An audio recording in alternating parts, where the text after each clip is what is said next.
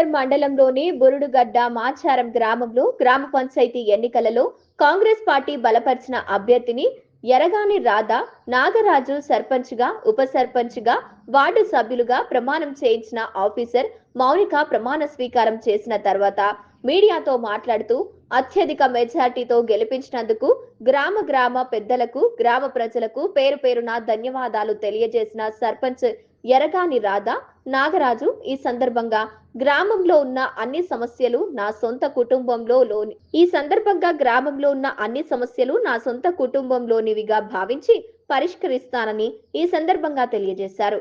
ఈ సందర్భంగా మార్కెట్ వ్యవసాయ శాఖ చైర్మన్ రాధికా అరుణ్ కుమార్ దేశ్ముఖ్ వారు మాట్లాడుతూ జిల్లాలోనే అత్యధిక మెజార్టీతో 1150 ఓట్లు అధికంగా సాధించిన గ్రామ పంచాయతీగా అలాగే 12 వార్డులలో కూడా పూర్తి మెజార్టీతో ప్రజలు మమ్మల్ని నమ్మి గెలిపించారని వారికి కృతజ్ఞతలు తెలుపుతున్నామని తెలియజేశారు.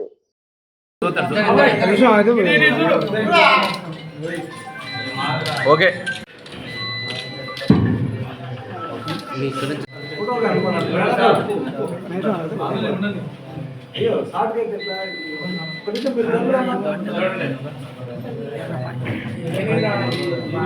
రైట్ సార్ కే చూడండి జానది